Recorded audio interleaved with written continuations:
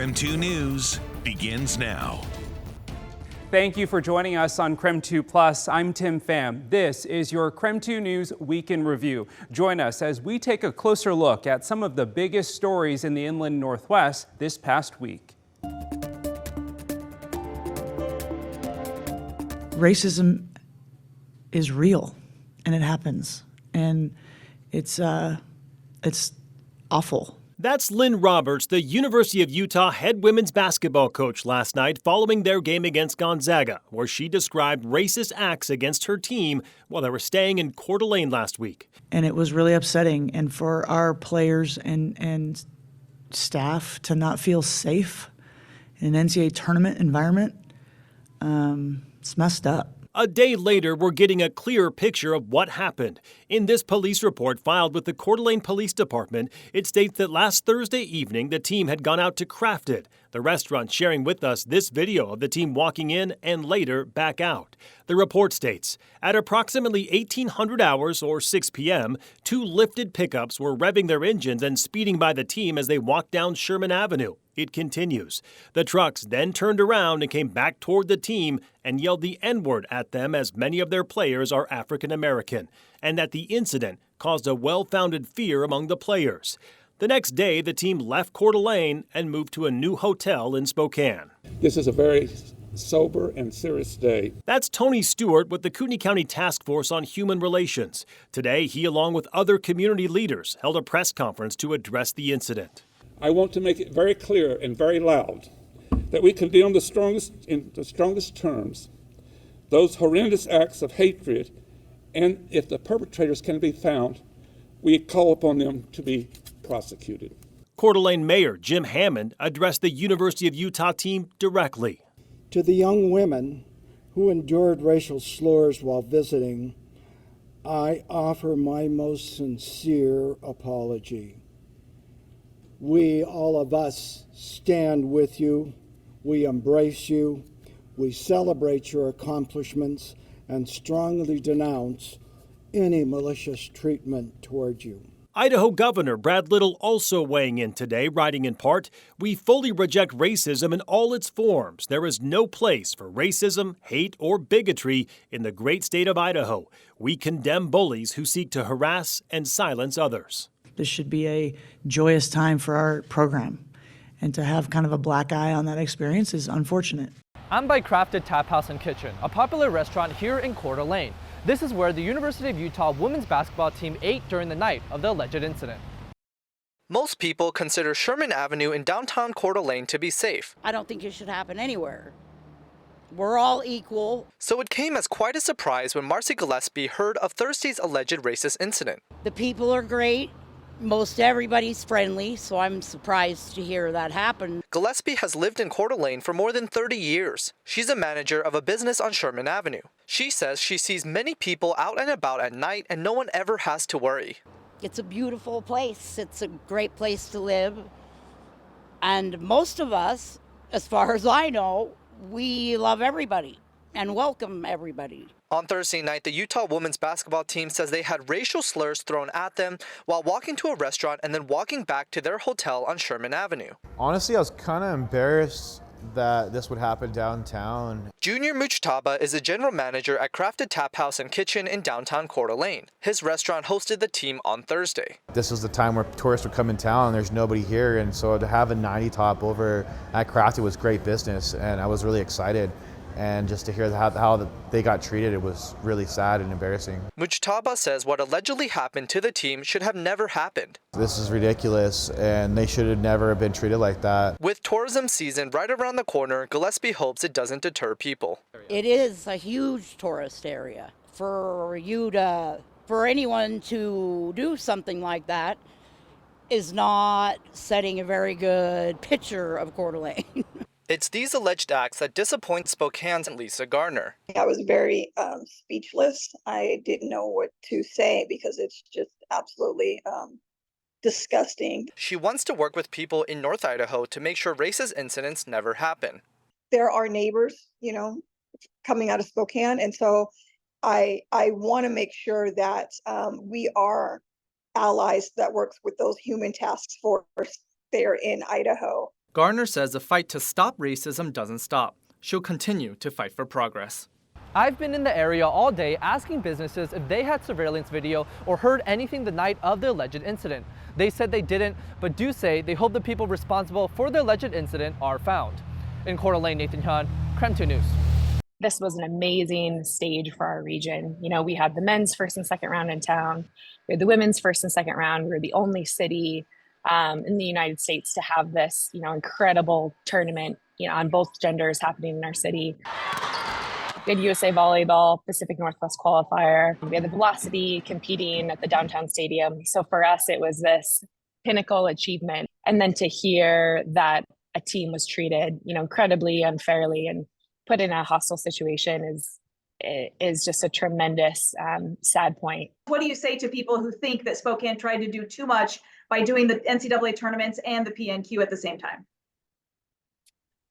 Spokane's built for sports tourism. We have an amazing reputation of hosting major sporting events. So from a logistics standpoint, there's a lot of elements from this weekend that went really well. And, there's always elements that when it comes to logistics that are unfortunately outside of our scope and outside of our influence. What could have been done differently? Is there anything?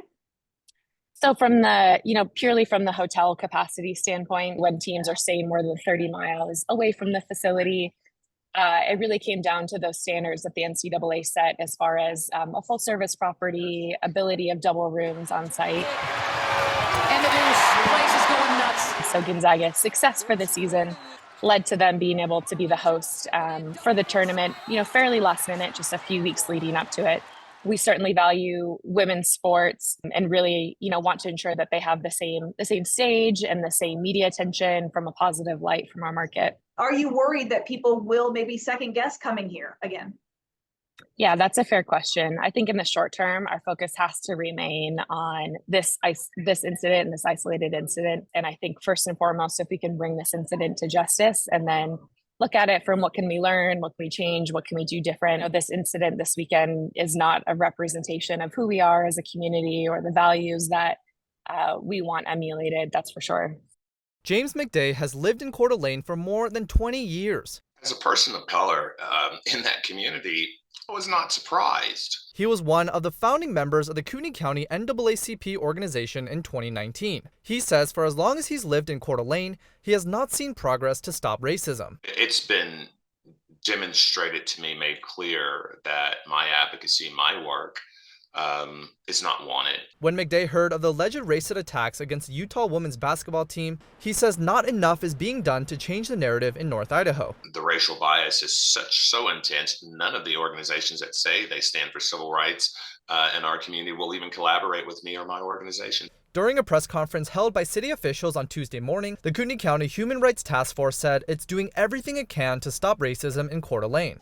I want to make it very clear and very loud that we condemn in the strongest terms those horrendous acts of hatred, and if the perpetrators can be found, we call upon them to be prosecuted. McDay says people of color tell him they fear coming into North Idaho. I am trying to protect them. Louise Telford is also worried about racism in the region. Telford has lived in North Idaho since the 70s. This is Toto, but his real name is Omar. She has Mexican-American relatives whom she feels uncomfortable inviting to North Idaho. It would just be an awesome trip to bring them over here to experience the Inland Northwest.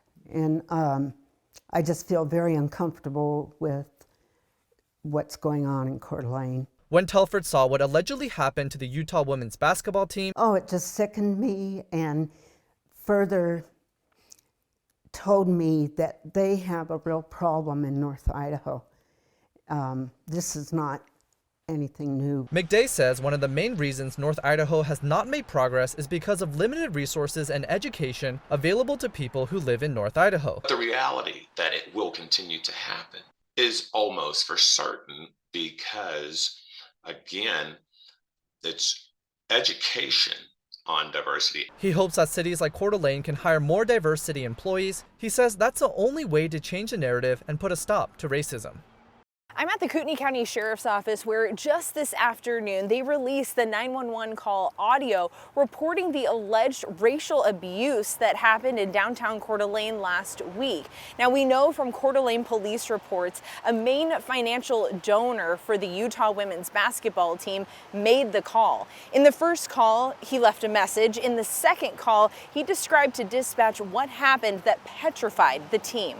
Put what I'm reporting as almost a hate crime, but I need to speak with an officer. The party of 100 was walking to one of your restaurants, and two cars that were racing up and down your streets, but nobody paid attention to that, totally, I guess, non-relevant, made it a point to start yelling F and N, and I'll just use the N, just you can figure that out, and continued to race up and down your main street on the way to the pub with 100 guests from the NCAA, just appalled. I mean, and we left. We went out after, and guess what? Here's 3 more cars all racing down your main street, and guess what they did? F and N, F and N. There are petrified young ladies that are here for a basketball tournament to play nationally televised games. It's gone from talking about basketball tournaments to racist. And they're afraid. The Coeur d'Alene Police Department continues to investigate this incident. They are actively looking for video of the incident. So if you saw what happened or have video of the incident, you are urged to call the police department. Reporting in Coeur d'Alene, Amanda Rowley, KREM 2 News. So the courtroom here in Wallace was just packed full this afternoon. We heard from not only the judge and prosecutors and defense, but we also heard from 9 different family members. Ken Murray, 65 years old, a father protecting his daughter and grandchildren until death. Kindling Harvey, 41 years old, a strong, independent, fierce, loving, happy, and brave mother that did anything and everything for her children. She emulated a great mother and gave her life to protect her children. Devin Smith, 18 years old, a young man that just graduated high school and had a full life to live. Aiken Smith, 16 years old, a young man that just started driving and had a full life to live and was dedicated to the community and even our country. Those are the 4 people Major John Kaylor killed on June 18th after he says one of them was inappropriate in front of his daughter. Now he is spending the rest of his life in prison. That is what the victim's family had asked the judge for. He killed an entire branch of our family tree. Nothing left, no other brothers, no sisters.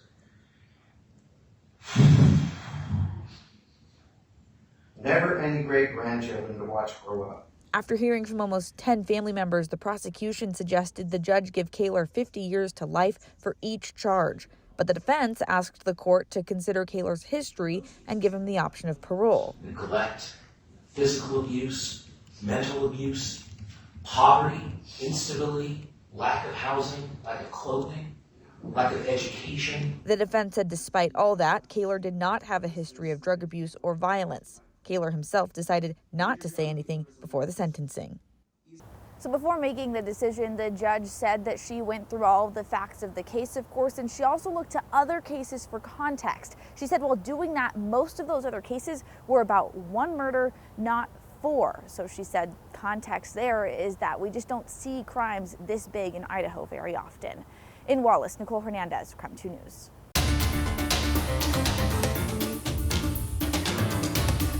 I'm here outside Wheatland Bank near Riverfront Park. This is where court documents say 2 people were bear sprayed and robbed inside their car. Around 6:25 Tuesday evening, police say one of the victims went to get money from an ATM at Wheatland Bank. When he returned to his car, police say a group of males sprayed bear spray into the car and stole his money. I wasn't a part of it like that. I literally just bad circumstances, bad timing. Chase Wilson is accused of the robbery. He says he got caught up in the crowd. And I happened to run with some of the dudes that were, I guess, in that group. So I got picked up on that because the cops were in Riverfront where I got arrested. In a body cam video police shared with us, you can see police chasing down a suspect in Riverfront Park. Police turned the suspect on his stomach and then put handcuffs on him. I didn't do nothing. I'm not guilty. I have no guilty conscience. Rashad Leitner is also accused of the robbery. He says he had nothing to do with it. It's all news to me, being a robbery, that there was an ATM, that there was a whole pepper spray. I showed them my hands. I was like, I'm not violent. Take a look at this surveillance video police shared with us. In the video, you can see a total of 8 people running past a rotary fountain in Riverfront Park. Several of the people running are covering their face while another is holding a backpack. Wilson admitted to wearing a ski mask, but his reason... I had a ski mask on, but I have people on the outs who don't like me, and I'm not trying to get shot or stabbed downtown. Court documents say police used help from one of the victims in the robbery to identify the suspects. Documents say the victim told police she was 100% clear all 4 suspects took part in the robbery. There's no reason for me to rob nobody. It's broad daylight. 3 adult suspects and 1 minor were arrested. They all face charges of first-degree armed robbery. Police say they retrieved the bear spray during the arrest. I reached out to Spokane police for further comment. They declined comment, citing the ongoing investigation. In Spokane, Nathan Hyun, KREM 2 News. She told us that the entire situation that we went through was something that no team and no student athlete should ever have to go through. How do you feel tonight? Relieved. That was definitely my biggest kind of emotion, especially in the moment when we were informed, was that finally we're being heard. Finally, steps are being taken. I'm definitely a little bit nervous thinking about going back to practice. Do you feel like the rest of the university and the community are starting to understand what you guys went through? Definitely. Whoever saw the preliminary report now knows it was as bad as we were saying. All of these situations happened. And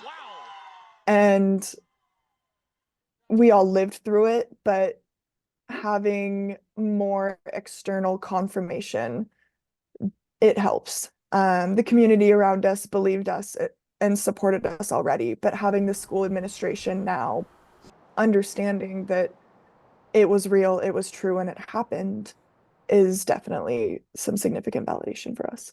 Do you still feel the same frustration that you did when we spoke before, which was that the university took too long to do something about this situation? I think so. It kind of just comes back to like what does it take for us to be heard? After the 2022 season, girls came forward.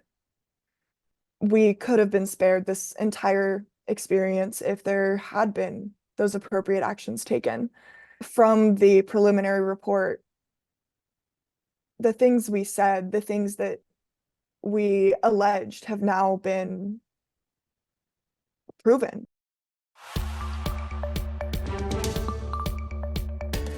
Yeah, well, it's that time of the year where you're going to see crews out on the roads, and then you're going to also see a lot of signage in place telling you a little bit more about those details. And right now, if we can pull up that map, give you a better idea of where the project that we're currently talking about is located, right across the highway from that Fred Meyer at the bottom of the South Hill. This project is expected to rebuild the 2 intersections at Thor and 2nd Avenue, along with the Freya and 2nd intersection.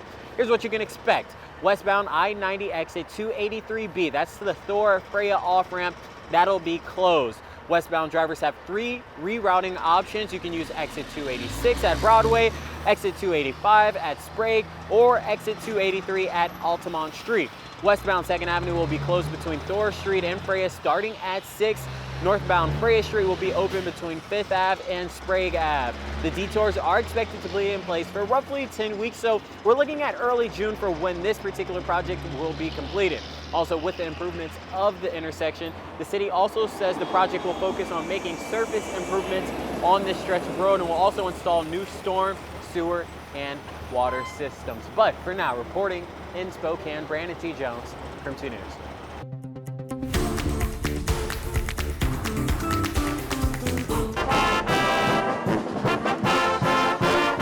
For 1 weekend only, the University of Idaho band ceased to exist. This is the biggest basketball game we've ever played at. Giving up the Vandals' name to become Bulldogs. I think we definitely helped. Just having that presence and always being there to get the crowd back into the game. The U of I band stepped in for Yale's band at the NCAA tournament in Spokane, after the Bulldogs band stayed behind at home. It has been absolutely surreal. Band director Spencer Martin says he heard about the opportunity on Selection Sunday. He quickly sent an email to his band asking for volunteers to play. 29 students stepped up. Once in a lifetime. It's been awesome to be in the NCAAs and, to be in the first round, but now to be in the second round, it's just unbelievable. Since then, the band's gained national attention, appearing on media outlets such as ESPN and the New York Post.